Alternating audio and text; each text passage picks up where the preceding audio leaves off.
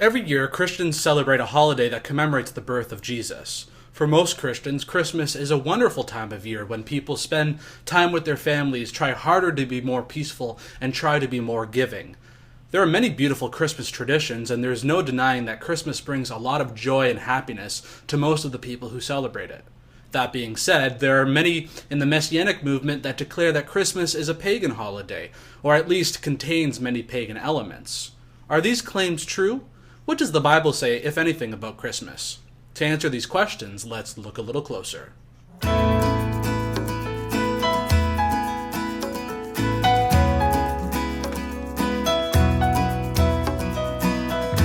Firstly, did you know that there is no command in the entire Bible to celebrate the birth of Jesus? Sure, the books of Matthew and Luke contain birth narratives, and the birth of Jesus is alluded to in a few other places in the Bible, but there is no indication that Christians are supposed to celebrate the birth of Jesus. Now, does that mean that it's wrong to celebrate the birth of the Messiah? In and of itself, there is nothing wrong with taking the time to celebrate the birth of the Messiah. So what's the big deal about Christmas?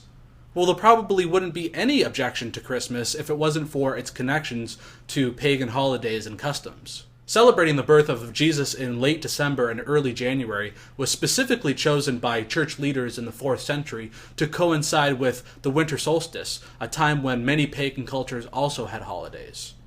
In that time of year, the Germanic holiday Yule was celebrated, but more importantly, the Roman holidays of Saturnalia and the Dies Natalis Solis Invicti, that is, the day of the birth of the unconquered sun, were also celebrated, with the latter being specifically celebrated on December 25th. So, Christmas is a thinly veiled attempt to take a pagan holiday and repackage it as a Christian one. Now, let's give the church leaders of the time the benefit of the doubt, and let's assume that their intentions were noble and they simply wanted to help pagans make the transition to Christianity. The unintended consequence was that many pagan elements were still practiced. Things like decorated trees in the home, or holly, or mistletoe, or Yule, or even the origins of Santa Claus can all be traced back to some degree to pagan origins.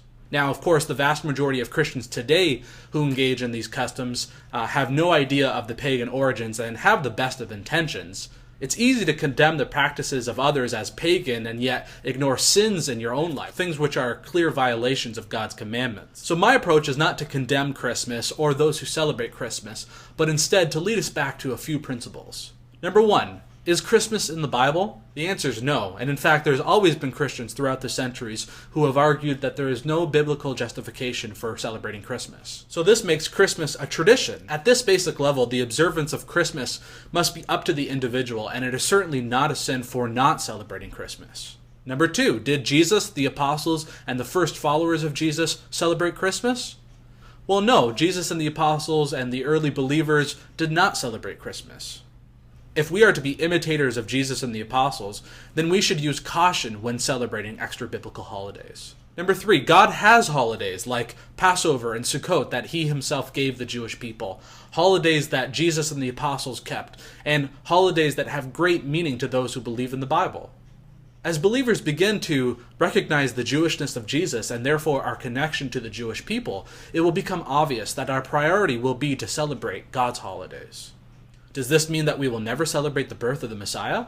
Actually, no. We can celebrate the birth of the Messiah during the holiday Sukkot, that is the Feast of Booths or Tabernacles. Not only is Sukkot likely the time when Jesus was actually born, it's also a time when we celebrate that God dwells among his people, something he certainly did in his Son, the Messiah. In fact, just as Christmas is now celebrated by the vast majority of the population, one day in the Messianic era, all peoples will celebrate the Feast of Booths or Tabernacles, in Hebrew called Sukkot. It says in Zechariah 14 verse 16, speaking of the Messianic era, that any who are left of all the nations that went against Jerusalem will go up from year to year to worship the King, the Lord of hosts, and to celebrate the Feast of Booths. For more videos, click on the subscribe link below or visit youtube.com/messianicniagara to subscribe to our YouTube channel there. Like us on Facebook at facebook.com/messianicniagara and visit our website at messianicniagara.com.